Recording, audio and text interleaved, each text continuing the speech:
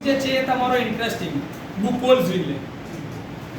બુકોલ્સ relay જે છે એ internal fault માટે ઓપરેટ થાય એવી મિકેનિકલ ઓપરેટેડ રિલે છે. શું છે? Mechanical operation related.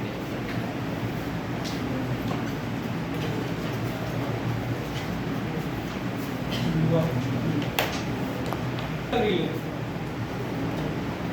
સર કેમ મિકેનિકલ રિલે કહો છો આને? કેમ કે આનો વર્કિંગ પ્રિન્સિપલ શું છે? Gas operated. શું છે? Gas operated. Gas operated relay છે.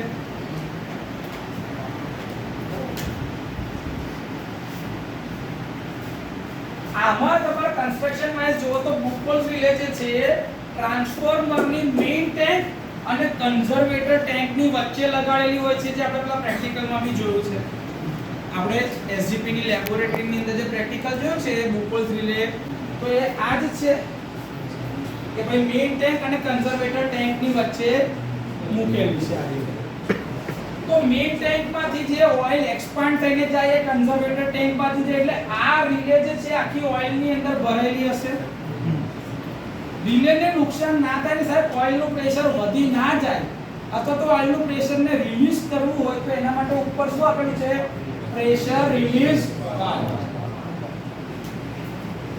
જેવું પ્રેશર અંદર વધે ને આ વાલ્વ ઓપરેટ થઈ શકે, જેથી કરીને રિલેને નુકસાન ના થાય કાં તો ટ્રાન્સફોર્મરને નુકસાન ના જાય એટલા માટે. નહીં તો રિલે એવું થઈ જાય તો ત્યાંથી પાટી જાય તો બધું ઓઇલ બહાર જયા કરશે વારે ઘડે, તો ટ્રાન્સફોર્મરને બી નુકસાન થાય અને રિલેને બી નુકસાન થાય. એવું ના થાય એટલા માટે અહીંયા આગળ મૂકી રાખેલું હોય છે પ્રેશર રિલીઝ વાલ્વ. એની અંદરનું પ્રેશર તમે રિલીઝ કરી શકો. આમાં બે ફ્લોટ મૂકેલા છે. અહીંયા બી નીચે આવો ફ્લોટ તો કરે ને ભાઈ, અસર સ્ટેન્ડ ઉપર એને ટેકવી શકાય એવી રીતની વ્યવસ્થા રાખી શકાય. લીવર ઓપરેટેડ, આપણા ઘરમાં જે રીતે બોલ કોક છે ને સેમ ટુ સેમ એ જ રીતે ઓપરેટ કરવાનું છે આની અંદર. આમાં મર્ક્યુરી મૂકેલું છે. શું છે આ? Mercury. મર્ક્યુરી.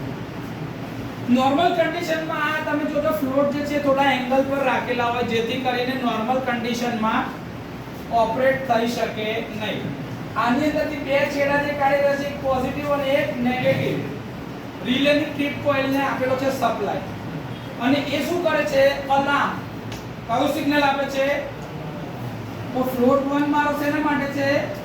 અલાર્મ સિગ્નલ માટે. અને ફ્લોટ 2 શેના માટે છે? Trip signal.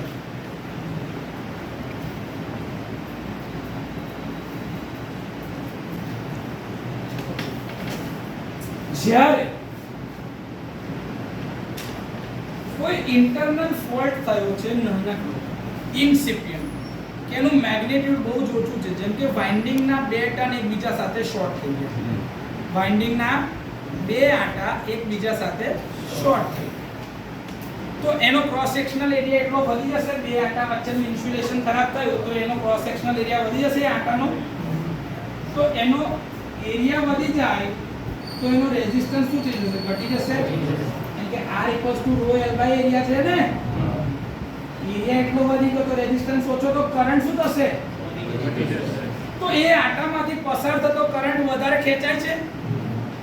હવે કરંટ જેમ જેમ વધારે ખેંચો થાય તો ઉપર અને નીચેના બે આટાની વચ્ચેના ઇન્સ્યુલેશનનું તાપમાન વધારશે ને એને ડેમેજ કરશે. એ તાત્કાલિક નહીં થાય, વાર લાગે.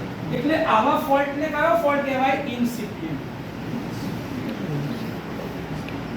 ઇન્સિપિયન્ટ ફોલ્ટ. નગણ્ય કહેવાય. શું કહેવાય? નગણ્ય. એટલે બહુ મેગ્નિટ્યુડ મોટું નથી, પણ જો એના ઉપર બહુ ધ્યાન ના આપવામાં આવે તો એ ઇન્ટરનલ ફોલ્ટમાં કન્વર્ટ થઈ જાય. એના ઉપર ધ્યાન આપીને એક્શન લેવામાં ના આવે તો incipient fault is converted into internal fault. પણ આનો ટાઈમ ઓફ ઓપરેશન બહુ વધારે, આ બહુ સમય લાગે અને ટાઈમ લેગ બહુ ઊંચો છે. એના માટે ડિપેન્ડ કરે છે કે ભાઈ કેટલા આટા શોર્ટ થયા છે, કરંટનું મેગ્નિટ્યુડ કેટલું છે અને ઓઇલની ક્વોલિટી કેવી છે. કેમ કે હવે આ ઓઇલ શું થશે? ગરમ થશે. ગરમ થશે એટલે એક્સપાન્ડ થશે. એક્સપાન્ડ થશે એટલે એનો ઓઇલનું જે લેવલ જે છે કઈ બાજુ જાય? કન્ઝર્વેટર ટેન્ક બાજુ જાય. તો એના લીધે જે ગેસીસ બન્યા એ ગેસ તો ઓઇલ કરતા હલકા કઈ બાજુ જશે? ઉપર તરફ જશે. ઉપર તરફ જાય એટલે ઓઇલનું લેવલ અહીંયા નીચે આવશે. જો નીચે આવે અને આ લેવલ કરતા નીચે જાય તો આ ફ્લોટ જે મારો આમ વાંકો હતો એ એંગલ પર એ સીધો થઈ જશે. સીધો થઈ જશે તો આ મર્ક્યુરી કોન્ટેક્ટ આને બી અડકી જશે. આ બંને જો એકબીજાને અડકી જાય તો એ કંડક્ટર જ છે. કનેક્શન છે કે પોઝિટિવ નેગેટિવ સપ્લાયનું. રિલેને કોઇલને સપ્લાય મળી ગયો તો રિલેની કોઇલ એનર્જાઇઝ થશે. એનર્જાઇઝ થશે એટલે અલાર્મ સિગ્નલ મળશે. એટલે શું થશે? કાં તો આમાં અટ્રેક્શન કાં તો રિપલ્શન જે પ્રિન્સિપલ હશે એટલે એનો કોન્ટેક્ટ જશે, મૂવિંગ કોન્ટેક્ટ ફિક્સ કોન્ટેક્ટ ને ટચ થઈ જાય. એ ટચ થાય એટલે એસી સપ્લાય થી આ બેલ વાગશે તમારો.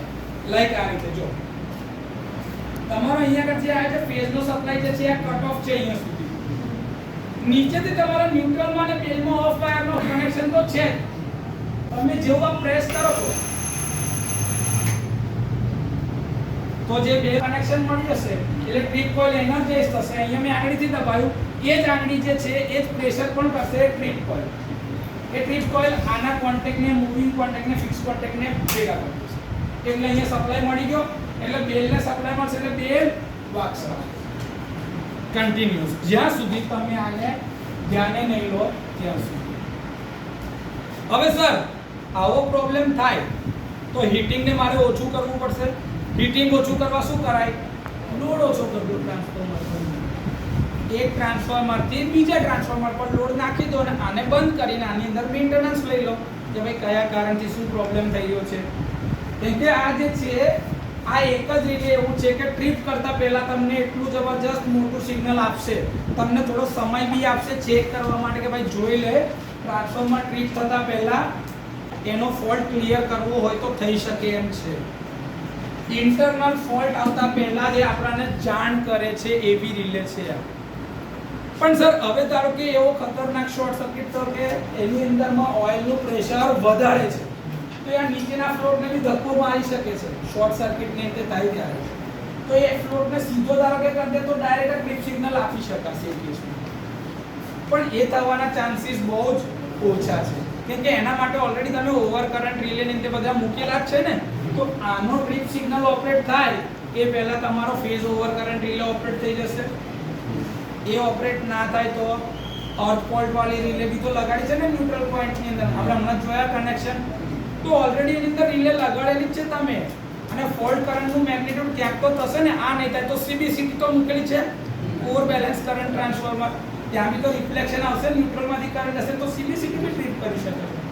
એટલે ગ્લુકોઝ રિલેના ઓપરેટ થવા પહેલા ઘણા બધા પ્રોટેક્શન છે કે જે ઇમ્પ્લિમેન્ટ થઈ જાય. આ ના થાય તો ડિફરન્શિયલ પ્રોટેક્શન તો છે ટ્રાન્સફોર્મરનું. ડિફરન્શિયલ પ્રોટેક્શન નથી ઇન્ટરનલમાં તો ટ્રાન્સફોર્મર ડિફરન્શિયલમાં નીકળી જશે.